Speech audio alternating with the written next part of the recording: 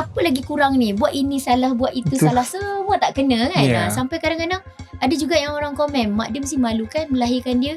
Sebab dia jadi macam ni. Sakit hati kan. Ada orang yang boleh mengeluarkan ayat sebegitu tau. Malu kan mak dia dapat anak macam ni, nyanyi macam ni, apa ni, dia tak malu ke keluar rumah, pergi keluar dengan anak dia tak malu ke. Untuk Bella baca, mak aku ni malu ke dengan aku kan. Kita ni macam dah, kita kira dah macam conteng arang kat muka dia lah. Betul. Apa yang kita buat salah ni semua kita, semua seolah-olah macam lepas ni mesti dia malu nak cerita dengan kawan dia, anak aku penyanyi. Jump Check Podcast, Jump Check Podcast.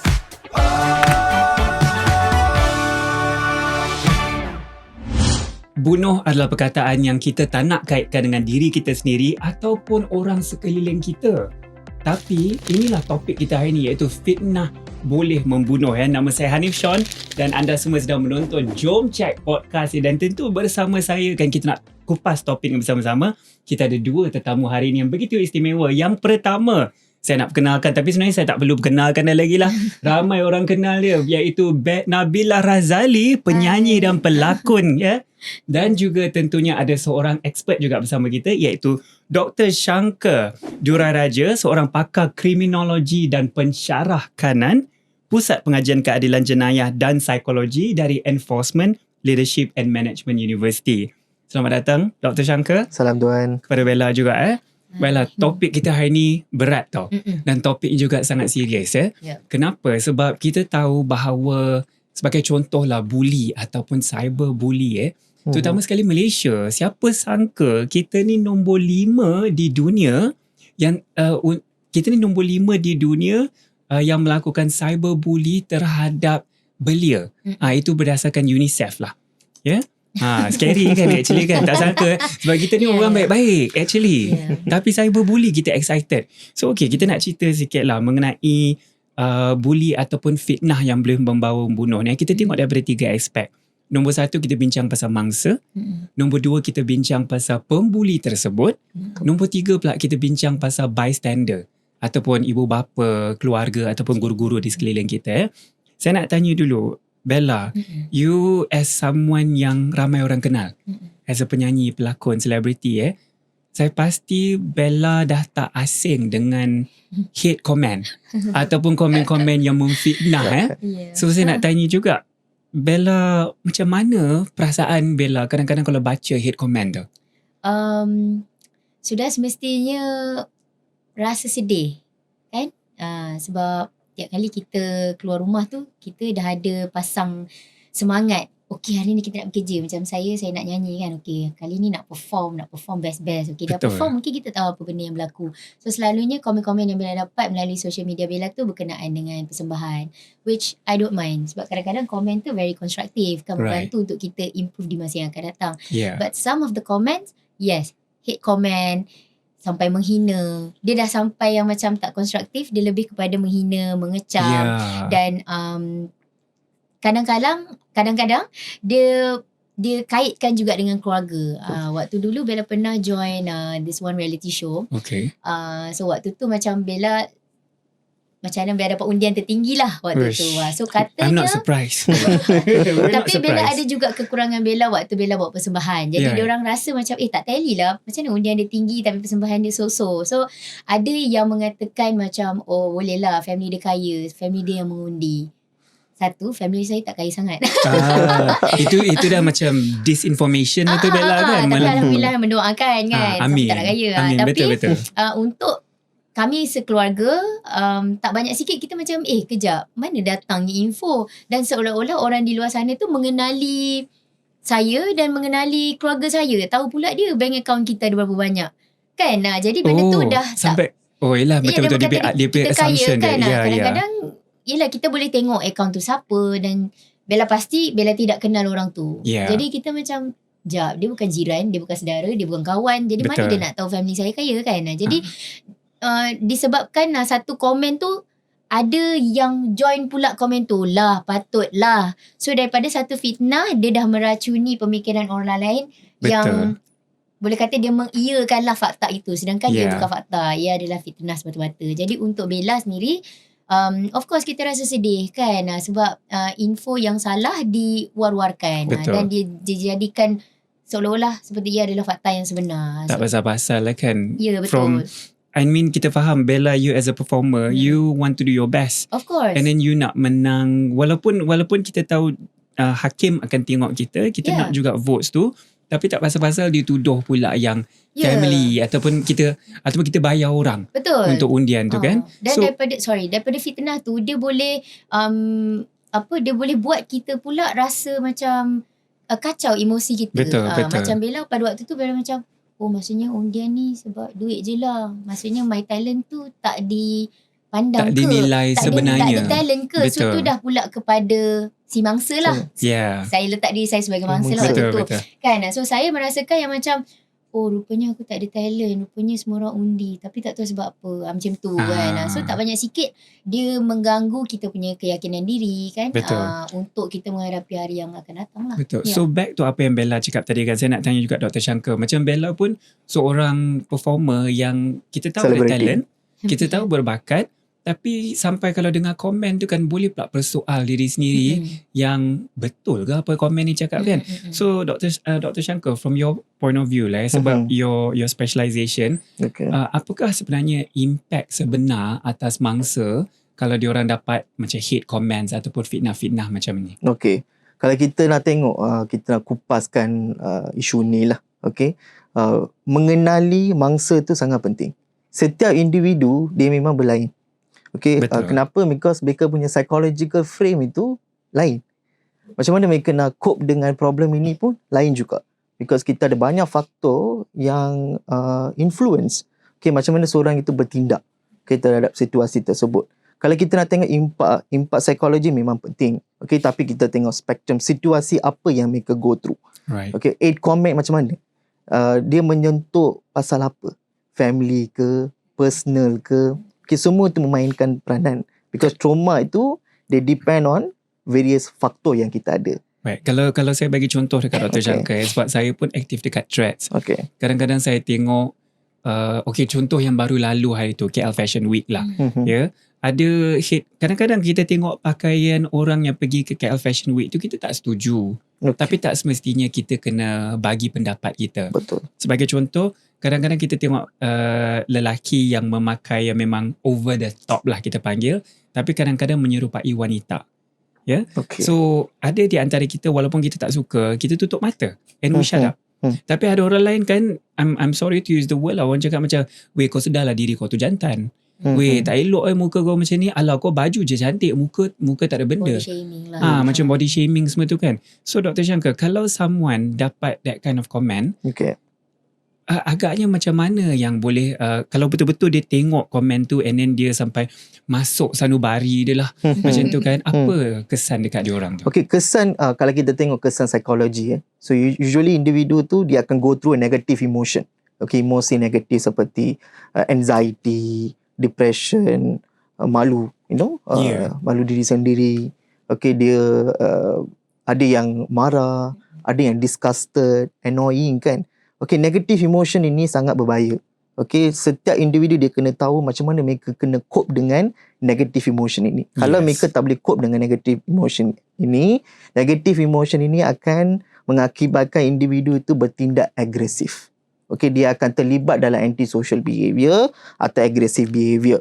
Okay, ada yang dia tak boleh cope dengan, dia tak boleh dapatkan bantuan, apa yang dia buat, mereka terlibat dalam dadah, alkohol, boleh. Ada yang bertindak agresif, mereka marah. Kita boleh nampakkan dalam suddenly individu itu dia akan marah dalam public.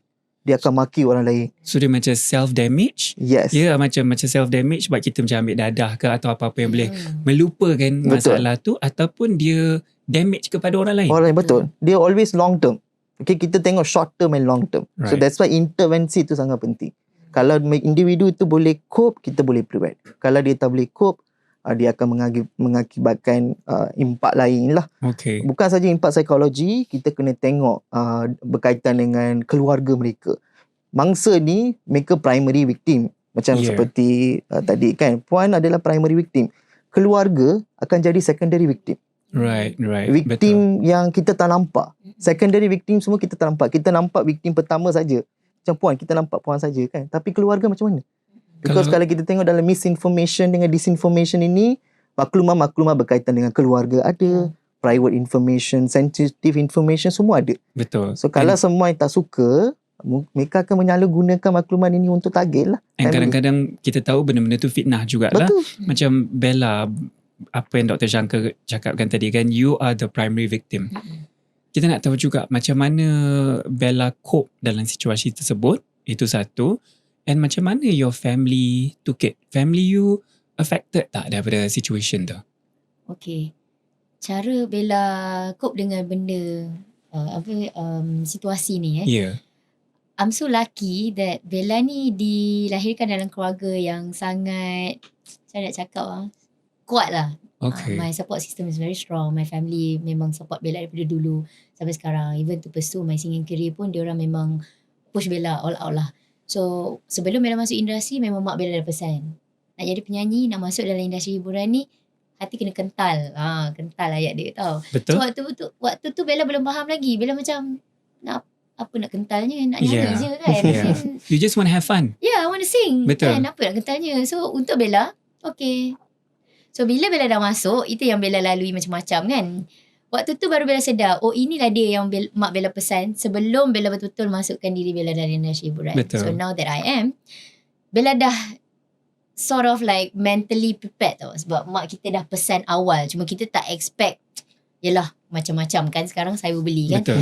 So tapi but at least my mental tu half prepared lah. So kita dah tahu akan ada benda macam ni. Cuma kita tak tahu macam mana nak handle kan. So waktu awal Bella kena tu, Bella nangis juga. Tiap malam nangis. Rasa affected lah juga kan. So apa lagi kurang ni? Buat ini salah, buat itu salah. Semua tak kena kan. Sampai kadang-kadang ada juga yang orang komen, mak dia mesti malu kan melahirkan dia.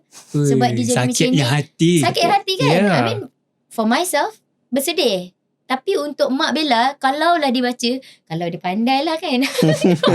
Waktu dulu belum pandai lagi. Kamu orang tua pun sekarang dia rajin scroll. So kalau dulu dia tak pandai, dia tak baca. Yang baca anak dia ni. Ada orang yang boleh mengeluarkan ayat sebegitu tau. Malu kan mak dia dapat anak macam ni, nyanyi macam ni, apa ni, dia tak malu ke keluar rumah, pergi keluar dengan anak dia, dia tak malu ke? Untuk Bella baca, mak aku ni malu ke dengan aku? Kan? Kita ni macam kita kira dah macam conteng arang kat muka dia lah. Betul. Apa yang kita buat salah ni semua seolah-olah macam, lepas ni mesti dia malu nak cerita dengan kawan dia, anak aku penyanyi. Selalu orang bangga kan. Tapi Alhamdulillah, macam Bella cakap tadi, Bella dilahirkan dalam keluarga yang sangat strong. Macam mak Bella tadi, mak Bella dia lain sikit. Dia approach dia kasar. And that's how I like it lah. Sebab macam Bella, lagi orang pujuk, lagi orang macam tak apa, nyanyi sedap, lagi teruk Bella jadi. So macam saya doktor kalau orang kata teruk tu macam, okay, mana teruk? Ni teruk. Okay, so Bella improve. So that's why back to the constructive comment. Bella appreciate all this constructive comment daripada my genuine followers, genuine fans kan. So maksudnya diorang betul-betul nak kita improve. Ataupun mungkin bukan dari fans, siapa-siapa yang nak bagi kita jadi lebih baik. Jadi macam mak Bella is different. Dia akan macam tough love. Apa benda tadi tu? Macam tough love lah. Yeah. If anything bad happens kan, dia macam apa benda tadi tu? Biasalah kurang minum air kan, sakit tekak apa-apalah. Dan dia macam, tu kenapa tak minum air? So dia akan, dia rational lah. Dia macam rational. Dia ada masalah, you solve the problem. You solve the problem first kan. Then only kalau you dah okay, then baru dia akan macam, dia tu bosan tu, dia tak ada kerja lain tu lah macam tu. So somehow benda tu macam buat kita tenang sikit lah. Tapi macam untuk Bella, memang even my management team pun, diorang very, apa orang panggil lah, dia berpijak di bumi yang nyata lah. Boleh tak? Realistic. Dia tidak buat Bella ni rasa macam, okay tadi tu, tak apa, letup. Dia bagi direct comments. Dia bagi direct comment. Bella, I'm gonna be straightforward to you. Performance tadi tu, it was okay, tapi you should do this. Even my PA. Semua orang dia punya pendapat. And pendapat dia tu very constructive, which I feel tak banyak sikit selama Bella berada dalam industri ni. Setiap komen tu membantu untuk Bella jadi lebih baik. Betul. So it has to be komen tu has to be objective, constructive and not emotional. Betul. Barulah kita boleh ambil. Kalau Satu emotional lagi kan, tak ada intention negatif. Malicious intention itu tak ada. malicious intention. Betul. Macam doktor, as what Bella said tadi lah kan, sebab kita punya komen tu has to be kalau boleh, kita semua ada opinion, pendapat pasal masing-masing. Kan? Nombor satu, kita nak lafazkan pendapat tu ke tidak, itu terpulang. Nombor dua, kalau kita nak lafazkan pendapat tu, in your opinion doktor, how do we do it in the best way? I bagi contoh kita dah banyak PRN beberapa minggu ni. Kita banyak sangat benda politik. Kalau you tengok seorang politician tu, daripada kita cakap, alah kau tu, saya boleh ke guna perkataan ni, tak apalah saya guna yang lembut sikit lah, kau tu kurang bijak. Saya tak nak guna B-word tu, tapi kau tu kurang bijak. Macam mana kau nak jadi pemimpin kita? Tapi rather than we say that, do we say macam YB, saya rasa kan yang ini boleh diperbetulkan lagi. So Dr. Shankar, macam mana kita nak, kalau kita betul-betul nak lafaz, kita sangat passionate about it kan, macam mana cara yang terbaik kita boleh buat? Komen yang kita bagi itu kena konstruktif. General. Jangan sentuh anything berkaitan dengan individu tersebut. The character individu punya karakter macam body shaming ke. Jangan sentuh pasal itu. Ataupun 3R. Yes, 3R itu paling penting. Jangan sentuh 3R. Satu lagi, kita kena faham komen yang kita letak tu ada tak any malicious intention. Kita nak memalukan individu tersebut atau kita nak mencederakan individu tersebut atau kita nak menjatuhkan, mencemarkan image. Semua ni dia kenal pasti. Semua ni kita kena fahami. And ramai pelaku ni mereka ingat mereka ambil opportunity yang ada dalam digital world. So kita boleh nampak sekarang kan, kalau kita tengok statistik jenayah sekarang, traditional jenayah semua dah convert kepada jenayah cyber. Kenapa ramai penjenayah ni dia suka melakukan jenayah cyber? Kenapa? One of it adalah anonymity. Mereka boleh menghilangkan diri mereka dalam alam digital. Tapi mereka ingat mereka boleh menghilangkan diri. Padahal memang boleh dikenal pasti. Tetapi dengan AI sekarang, kita boleh melakukan menyebarkan maklumat palsu. Kita boleh create banyak benda menggunakan AI tanpa kita punya identity. Macam scammer kan. Scammer sekarang, individu itu tak perlu buat scam. Dia hanya bagi tahu instruction dalam AI chatbot. AI chatbot itu akan buat kerja. Dia akan cari victim, dia akan cari macam mana nak menipu orang. So itu semua dah berlaku dah sekarang. So dengan anonymity ni, pelaku sekarang individu yang agresif, dia nak, memang dia punya intention adalah untuk mencederakan orang lain, tapi dia tak nak buat dekat physical punya reality. Kenapa dia boleh ditangkap? Evidence akan ada banyak. Tetapi bila dia buat kat digital, susah nak tangkap. Example, dia komen 1,000 komen, dia bagi satu lagi komen, takkanlah kita nak tangkap 1,000 orang kan? Betul. So kita akan cari siapa yang start. So usually investigation itu macam itulah. That's why untuk penyiasatan, penguatkuasaan kes-kes bullying ni dia susah, because kita tak boleh tangkap semua. Betul. So kita kena faham that particular aspect lah. Betul. Actually dulu kita 2024 kita ada satu kes pasal seorang wanita bernama Isha yang telah membunuh diri sebab dia punya niat baik, sebab dia hanya menegur mengenai jenama skincare yang dia cakap mengandungi mercury. So lepas dah siasat, memang betul jenama skincare tu mengandungi mercury dan brand tu tutup lepas tu. Tapi ramai orang dekat Malaysia kecam beliau sehingga beliau mengambil nyawa sendiri. And masalahnya ada 2 orang telah ditahan dan seorang tu hanya, walaupun dia mengaku bersalah, dia hanya di compound RM100. So ibu Aisha tu sedih lah. Definitely dia cakap, takkanlah untuk nyawa anak saya, orang yang membuat tu, komen tu kan, hanya dapat hukuman sebanyak RM100.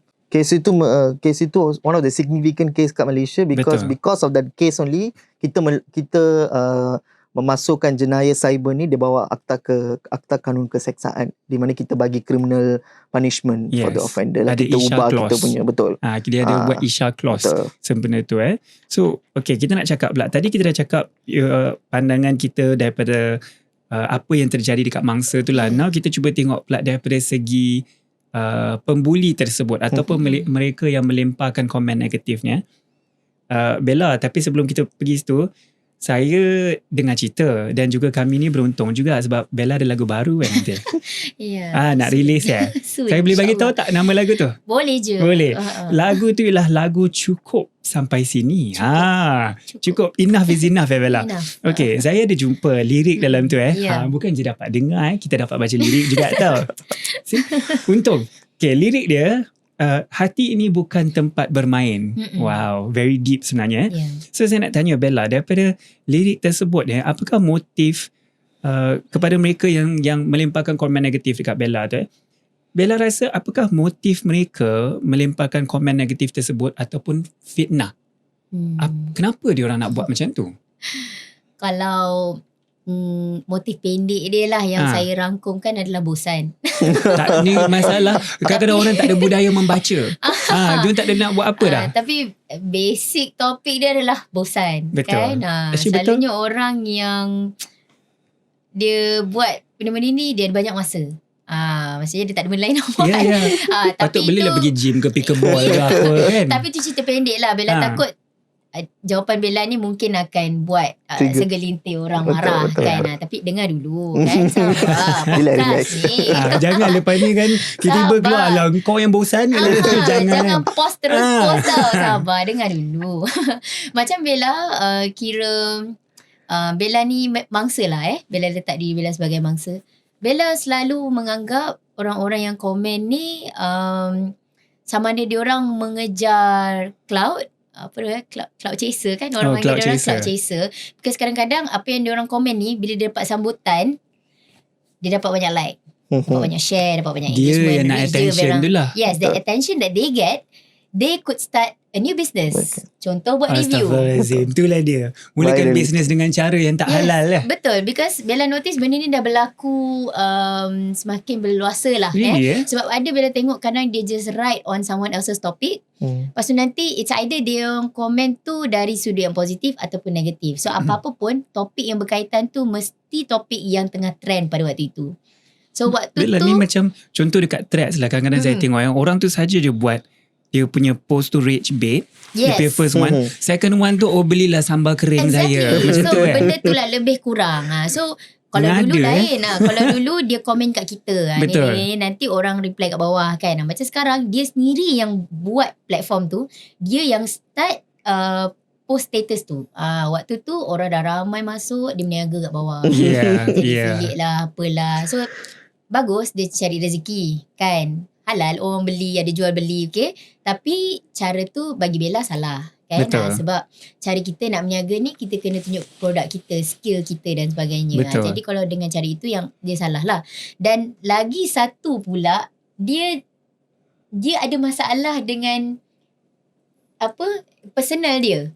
Apa benda yang berlaku dekat rumah tapi dia tak ada tempat nak luar. Dekat situ lah. So dia stress kat rumah, mungkin dia gaduh dengan siapa-siapa ke, ataupun dia rasa dia loser ke, dia rasa macam dia tak rasa boleh, dia kurang. dia tak boleh tengok orang happy. Betul. Orang cakap apa, penyakit ain penyakit ain penyakit lebih kurang. ain. So kadang-kadang bila orang-orang yang macam dia rasa dia kurang ni dan dia tak boleh tengok orang lebih ni, dia pun nak juga. Dia rasa apa orang kata tu, macam dia pun beria lah, dia pun nak komen. Dia kata macam, alah ni jalan jauh-jauh ni mesti hutang. Jalan jauh-jauh ni mesti buat ansuran. Ataupun betul. Atomi. Pergi cuti Japan tapi Atomi. Betul. Ataupun alah bukan duit dia, duit laki dia, laki dia kaya. So what? That means what you're trying to say kan, kita macam di savage cycle. Kan, it's a savage cycle. Dr. Shankar, from your point of view, looking at criminology dengan crime kan, savage cycle ni, is it true daripada mereka yang pembuli ni ataupun mereka yang suka bercakap negatif ni sebab mereka sendiri ada isu dengan diorang punya either personality ataupun persekitaran dia? Betul. Because kita ada kajian yang menunjukkan mangsa pembuli boleh menjadi pembuli. Dia mangsa pembuli boleh jadi pembuli. Mangsa buli dia boleh jadi pembuli. Kita ada. Okay, because menarik. Because kalau mangsa buli kan, dia pun go through so many issues tapi no one bantu dia. So dia nak menunjukkan ke dunia, inilah impak. Saya buat balik.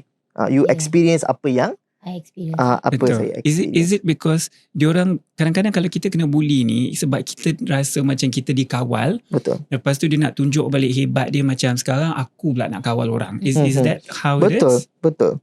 Then kalau kita nak dissect personality ke atau profile of the pembuli ni kan, so kita boleh tengok dalam aspek psikologi mereka. Memang mereka ada isu dalam confident, dia mereka punya self confident. Mereka pun seperti Bella cakap tadi kan, mereka ada mengalami isu masalah keluarga, masalah financial. Mereka pun tak tahu nak pergi minta bantuan kat siapa, because kalau nak minta bantuan klinikal pun mahal juga sekarang.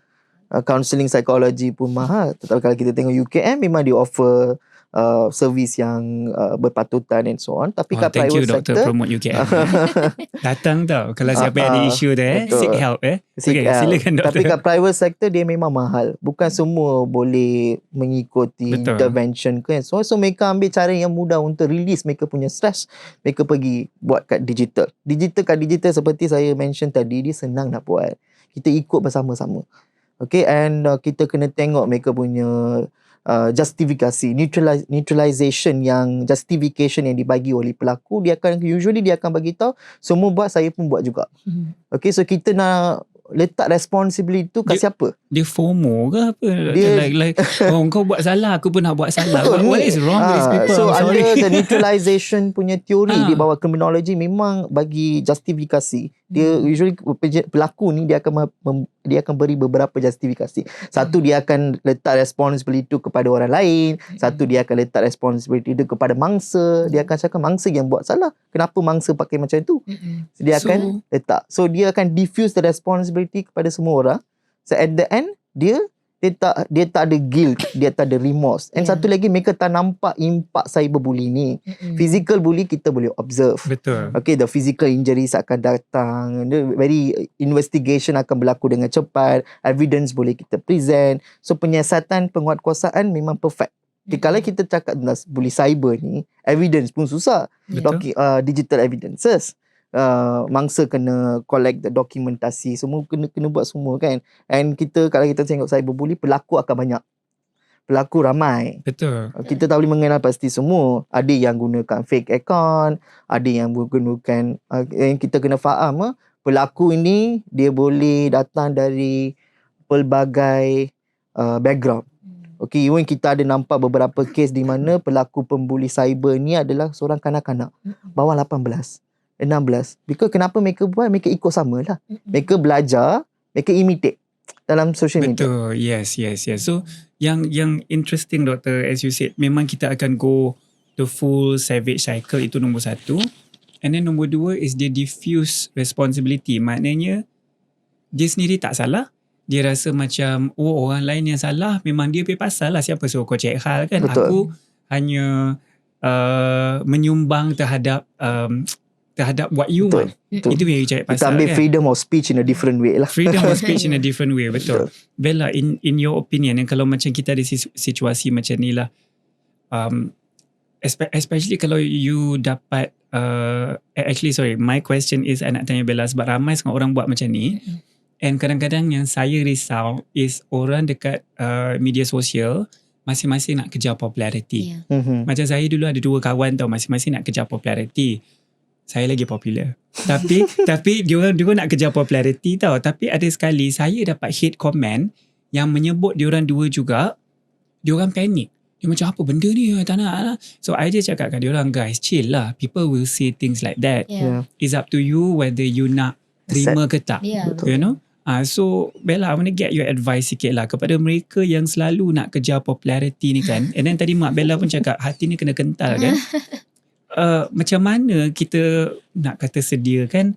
Okay lah, macam mana kita nak prepare ourselves kalau kebetulan kita tiba-tiba jadi terkenal. Happy dulu. Tiba-tiba jadi terkenal Aduh, macam nak prepare. Macam mana? Okay, in a way kalau nak jawab, macam mana kita nak prepare diri kita untuk hati tu kental? Untuk kental, apa-apa pun based on niat lah. Macam Bella, kenapa Bella nak ada dalam industri ni? Because of my passion. Singing has been my passion since like day one, since I was a kid. So Bella masuk industri hiburan sebab Bella nak jadi penyanyi. So whatever yang orang cakap pasal Bella, tak apa. Bella nak jadi penyanyi. And I'm not a perfect person kan. Kita bukan keluar-keluar perut. Kita boleh terus nyanyi. Betul. Boleh hit G sharp. Macam tu. Tidak. Okay. Kita semua perlukan. I don't even know what G sharp is. Tapi I'm sure that's good. No, kita tak semua boleh nyanyi perfect kan. Even yang perfect singer, pitch perfect pun kadang-kadang dia ada hari dia, the highs and lows kan. So macam Bella ujung pangkal dia, Bella akan pegang kepada this is what I want, this is what I've been waiting for. Now that I have it, Bella akan grab onto it, hold on to it and buat betul-betul je kan. Sebab tu apa jua yang orang cakap pasal Bella terkesan, tapi itulah family Bella, support system Bella kuat, team management and all. But at the end of the day, kita sendiri, kalau Betul. kita bagi akses kepada diorang untuk masuk ruang emosi kita ni, kita akan terkesan effect badly lah. Betul. Kan. Tapi kalau kita block, kita ada that boundary yang you know what, apa yang awak cakap ni okay, it's true. Yang mana baik kita jadikan contoh, yang mana yang macam ke arah negatif kan, body shaming ke apa-apalah yang boleh mengakibatkan maruah kita tercalar ataupun family dan sebagainya, benda tu Bella just tolak tepi je. Kalau teruk sangat, betul, berulang kali daripada orang yang sama dan sebagainya, Bella just block. Sebab Bella rasa tak guna untuk kita bagi ruang kepada mereka untuk terus menyeksa kita. And kalau yang Bella rasa yang penting tak perlu reply ke? Sebab kadang-kadang apa yang diorang nak is attention. Macam, weh aku kutuk Bella tu, lepas tu dia reply kat aku, nanti aku buat lagi. Betul, exactly. You make them non-existent. Yes. Tapi ada benda yang kita appreciate lah, as I said kan. Macam mana pun kita kena appreciate all the comments yang ada, sebab they took time untuk spend masa dekat page kita kan. Tapi tak semua benda yang diorang cakap kita perlu explain kan. Because kadang-kadang Bella merasakan ada segelintir yang merasakan, oh kalau ada orang komen gini, oh kenapa dia nyanyi macam ni. Diorang pula ada effort untuk explain. Oh dia macam ni, pagi tu I ada job kat sini, lepas tu tengah hari I macam ni, lepas tu I ada anak I ni. Betul. Orang tu tak nak dengar pun. Orang tu tak nak tahu. Orang tu nak tengok waktu tu Yeah, betul. Kan. And then dia nak pula orang write on dia punya komen. So bagi Bella, macam Bella sendiri, Bella betul-betul jaga my peace. Betul lah itu Bella. So I protect my peace. Page Bella tu adalah apa benda yang Bella nak share tentang kerja Bella. Kalau Bella share sikit pasal family, because I wanted to. Not because Bella betul-betul buka, silalah apa benda kecam. Tengoklah semua keluarga aku, cakap lah apa kau nak. Tak adalah So, tu memang cari pasal lah tu. Because macam family Bella, husband Bella, dia contoh pasal anak kan, dia selalu pesan kat Bella not to expose anak di social media, which I respect. Tapi kita sebagai mak and also public figure, fans-fans kita mesti nak tahu kan. Takkan kita nak hantar private pula gambar anak tengah swimming kan. Tapi kita in a way kita nak juga share dengan follower semua, oh Nabila ni dah ada anak. And dia dah jadi seorang ibu kan, adalah aktiviti yang buat ini bersama dengan anak. So sekali dua itu ada. Tapi I agree with you Bella, sebab kita ni kadang-kadang terus terang like my full time job. Saya actually buat marketing, tapi my side job is I do MCing, Zumba semua kan. Tapi terus terang on my social media, I tak tunjuk orang yang buat marketing. Orang ingat Hanif tu memang abang Zumba semua benda kan. Lepas tu masa saya cakap yang saya ada pencen dari Zumba, dia macam Dan kau buat apa, mana kau cari duit? Padahal ada je lah job my whole life actually my 17 years I do marketing tau. Itu my full time job.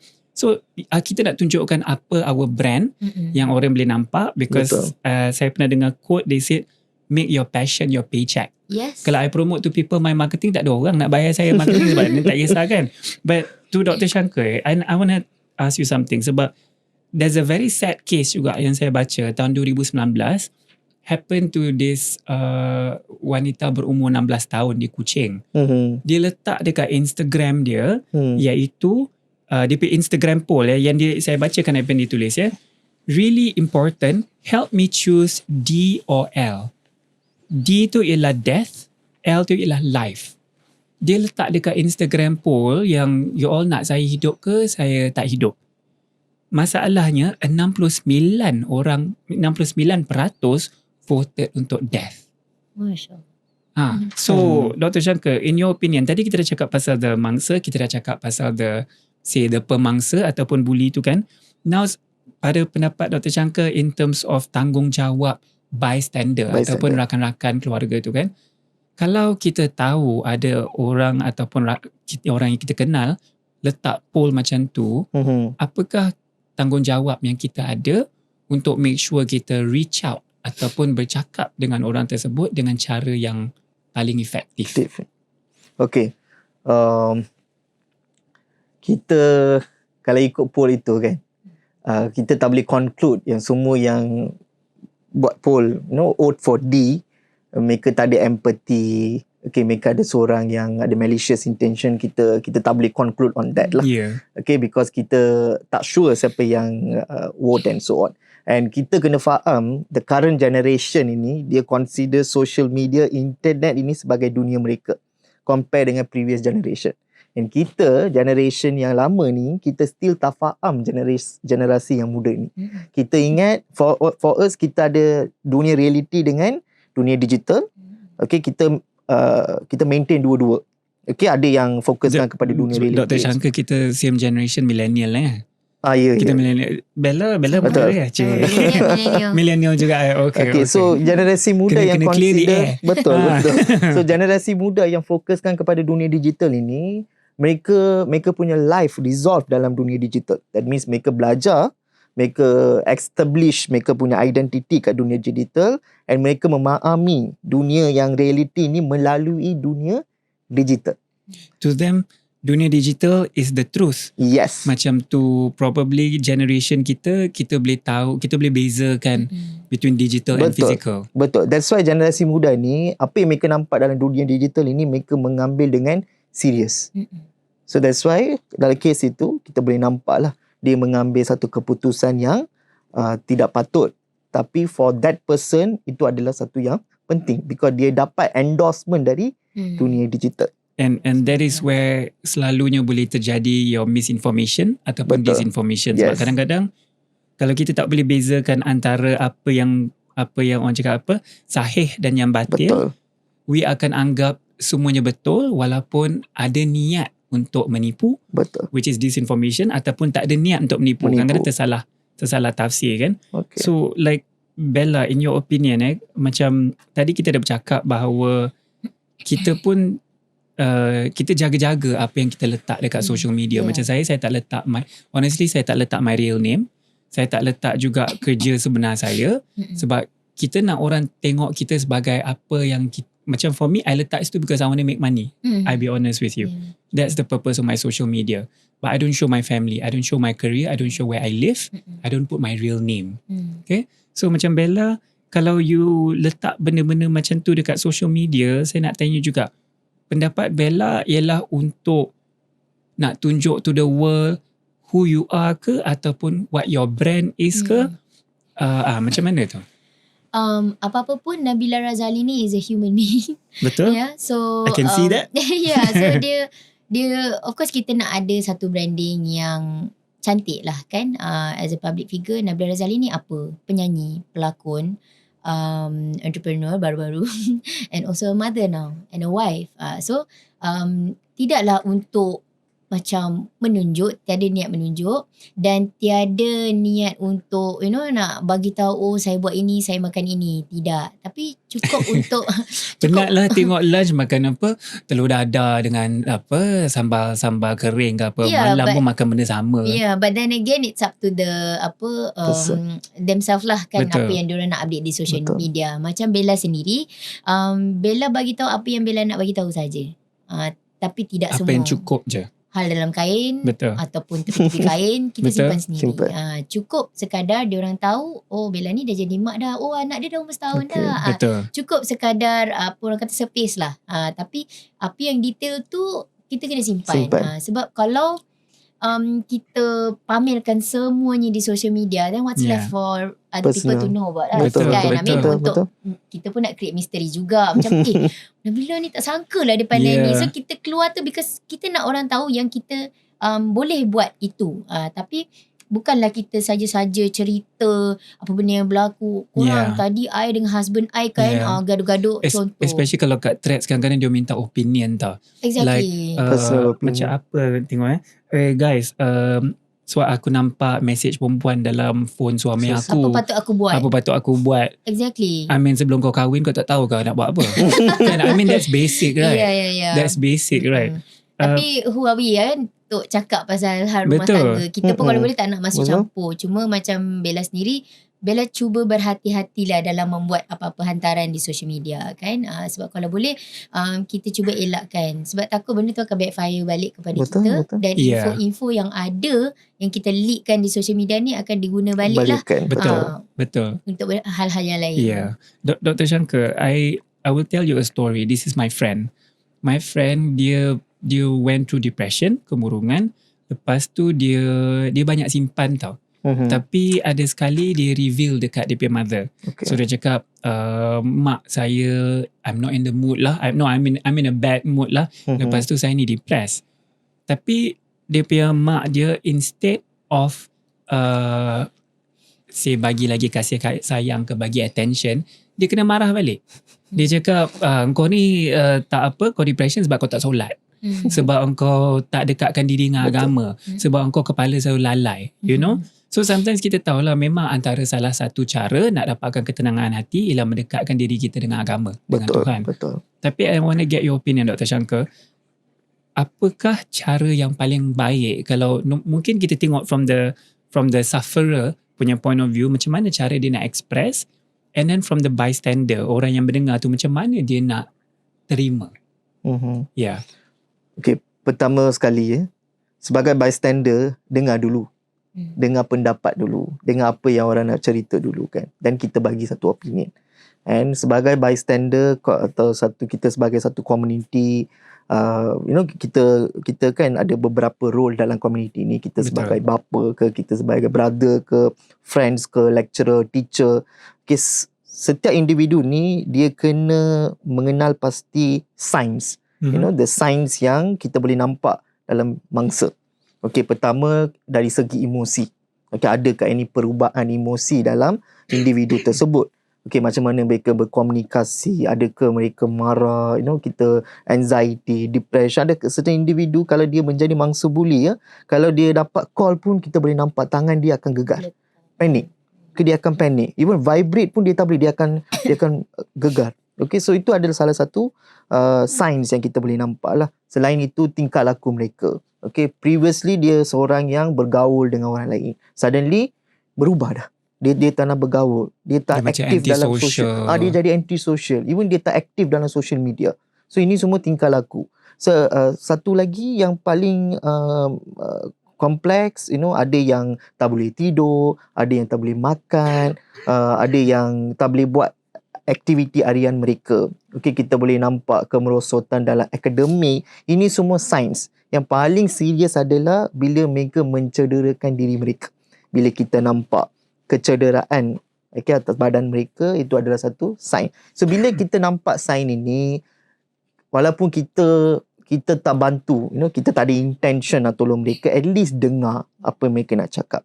And kita sebagai bystander, kita bantu mereka lah. Kita tunjukkan sokongan. Mereka boleh mendapatkan sokongan apa? Sokongan profesional ke, atau kita nak refer kepada medical ke, psikologi ke. Itu kita boleh buat lah sebagai seorang bystander. Tapi jangan ignore. Don't ignore. Jangan bagi komen yang boleh menyakitkan hati individu tersebut. So itu semua sangat penting lah. Because role of bystander, betul, kita ada great role yang kita tak nampak. Even dalam bully fizikal. Bystander kalau dia pergi report kejadian tersebut kepada orang lain, mungkin kita boleh prevent banyak kes yang berlaku di Malaysia. Tapi bila bystander tak memainkan peranan yang penting itu, that's why kita nampak banyak kes bully yang pergi sampai kematian. As in, so yang penting macam Dr. Shankar katakan tu ialah kita kena ada empathy. The empathy, betul. The art of listening. Betul. Tapi actually saya setuju Dr. Shankar. I will tell you one story. This is my own personal story. Ada sekali kita break up. Sedih lah. Of course kalau kita break up kita sedih kan. Yang masalah sometimes beberapa kali break up tu diri sendiri tak learn lesson. So when I mengadu dekat my friend, rather than dia mendengar, this is what I notice lah ramai daripada orang lah in general. kita tak nak, kita selalu claim kita ni good listener. Tetapi sebenarnya ramai di antara kita tak sabar-sabar nak bagi kita punya opinion. Tak sabar-sabar nak bagi solution dia. Betul. Kan? Contohnya macam I break up, I bagi tahu my best friend masa tu, dia cakap, itulah I already told you don't be with her. Sebab dia memang dah tak elok, and then you pun repeat your cycle, same people kan. So I tak rasa lega because I want to let it out. Tapi dia marah kita balik yang kadang-kadang orang cakap apa, perangai holier than thou. Yang you rasa you lagi suci dari kita. Tahu kan? So the art of listening tu penting, tapi masalahnya lepas tu kita dah tak rapat dah, and then my friend, this guy ni pula, he went into depression. So I dah tak boleh reach out to him sebab kita dah tak rapat. Tapi dalam hati I, engkau depressed sebab kau break up. Dulu masa aku kena, pandai pula kau cakap. Now why are you not telling me, telling yourself what you told me? That kind of thing kan. So back to you Bella. Sekali lagi dengan lagu Cukup Sampai Sini tu, ada satu lagi lirik saya nak quote tau. Lirik ni penting tau. Ni pun actually lagu ni very deep lah Bella. Ya, sebenarnya. Lagu ni lirik dia cakap, aku dah penat bagi peluang, kali ni takkan ku ulang. Itu dia. Okay. So saya nak tanya juga Bella, sebab memang kadang-kadang kalau people yang dah going through depression atau selalu kena bully ni kan, memang kita penat melayan. Kan kita penat melayan, lepas tu kadang-kadang pun kita penat mengadu. So macam mana cara untuk kawan-kawan ataupun mungkin ibu bapa kita, diorang nak, ada tak cara yang lebih baik nak approach kita supaya lebih efektif? Berat topik ni. I mean, macam mana Bella nak cakap I mean, talking about depression, it's a topik yang sangat berat bagi Bella. Because Alhamdulillah Bella belum lagi, tak tahu lah kalau Bella tak realise ke apa, Bella tak tahu kan.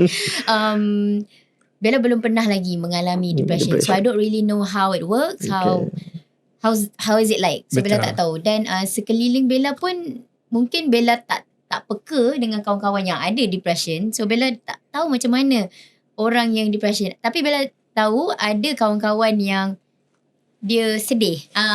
Sedih melampau. Bella tak panggil depression lah. So sampai tak makan, tak sampai tidur. Sampai tak makan itu tidak lah. Orang cakap apa, makan tak kenyang, tidur tak enak, mandi tak basah. Itu bercinta. Oh ya, itu bercinta. Tapi saya tak tahu mandi tak basah tu macam mana. Juga. Mandi tak basah tu tak bayar bil air ke? Mungkin lah tahu. Dah buka tapi tak ada air. Betul lah.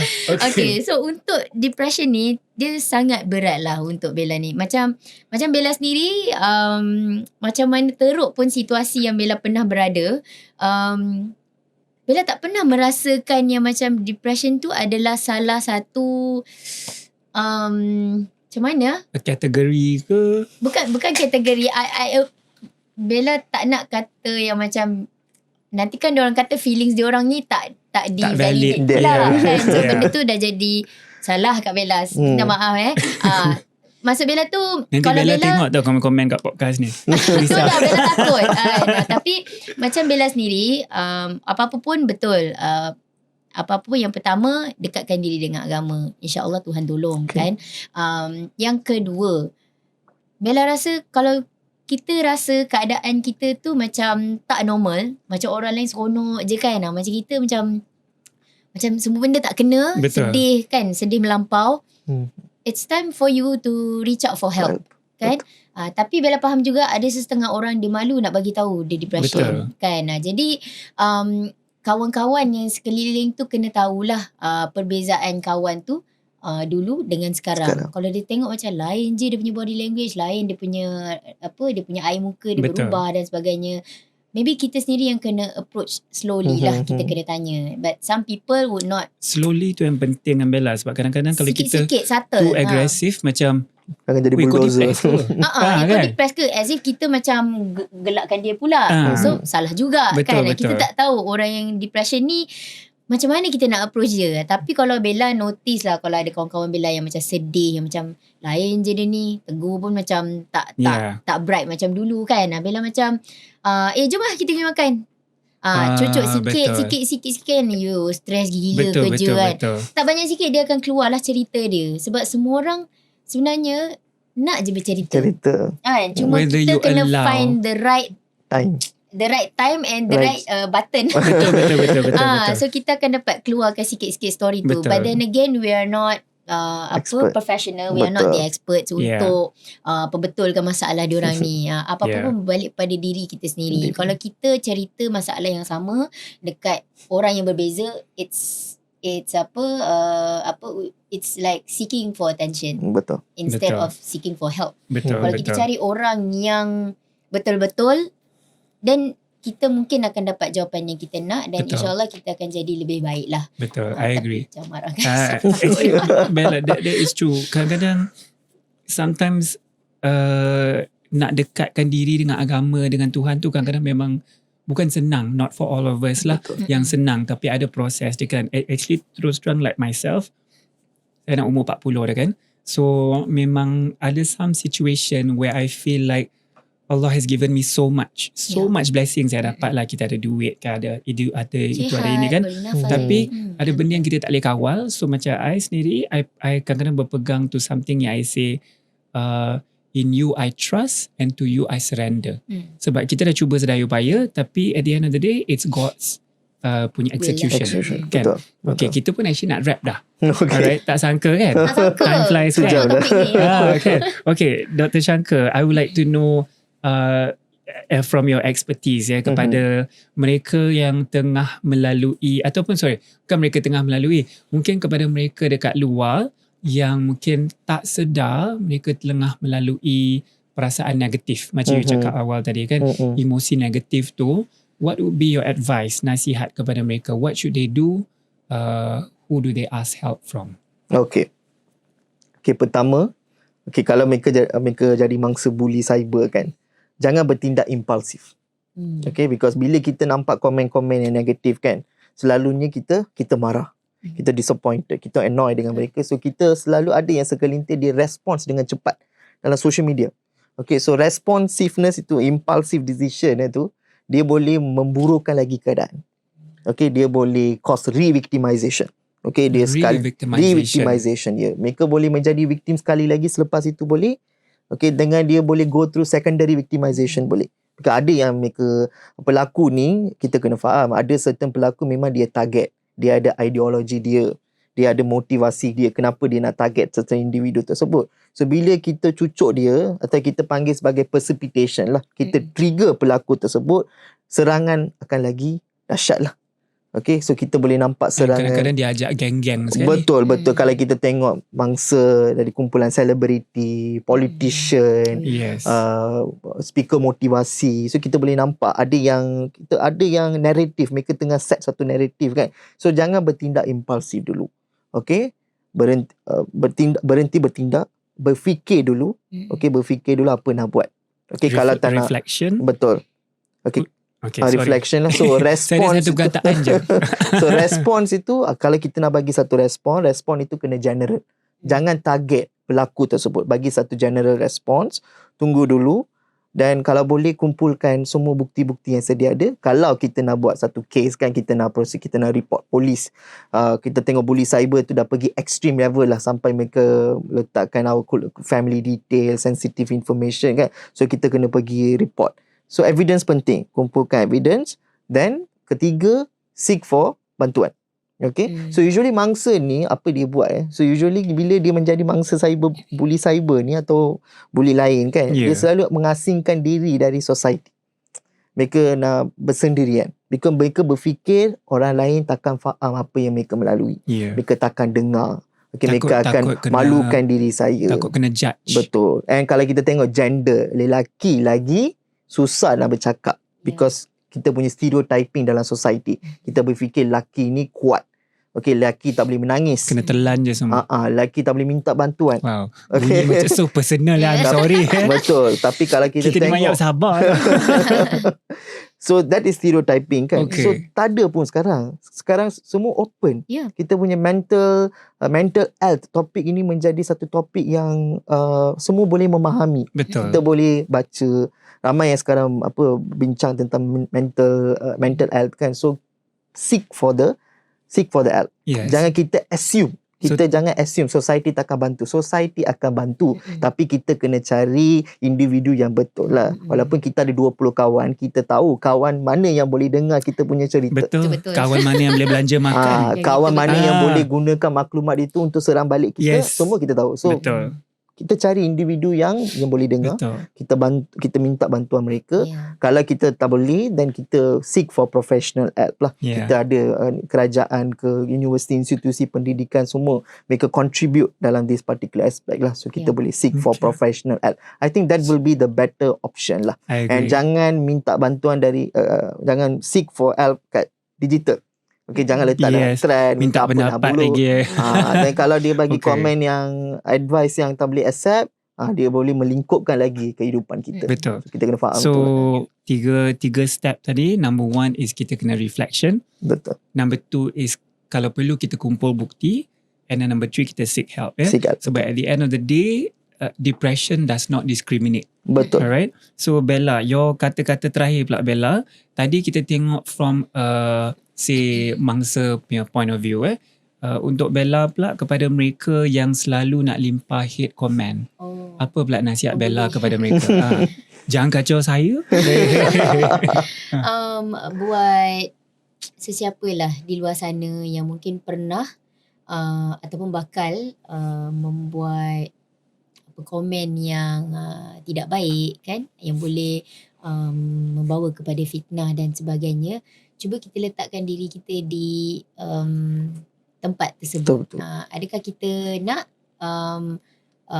kita letak keluarga kita juga, adakah kita nak kita diperlakukan sebegitu, ataukah kita nak adik perempuan kita diperlakukan sebegitu, and the rest of your family. Cuba fikir itu je. That's a good point. So kalau anda manusia, orang yang anda buat tu pun manusia juga, so perasaannya sama. Kan. Jadi kita jangan buat benda yang kita sendiri tak boleh terima. Betul. I think that's very important. You imagine, kadang-kadang kita nak suruh diri kita dalam tu susah pula. Kita imagine tu adik perempuan kita. Betul. Anak tu kita. mak kita, anak kita. Kalau anak kita kena hentam kat situ, macam mana kita rasa kan? Betul. Alright, so kita pun dah sampai ke penghujung rancangan podcast kita hari ni kan. So itulah tentunya kan banyak betul yang kita dah kupas hari ni, dan juga saya nak pesan kepada anda semua jugalah, terutama sekali kalau anda mengalami semua masalah ini seperti cyberbullying ataupun difitnah, yang penting ialah kita seek help.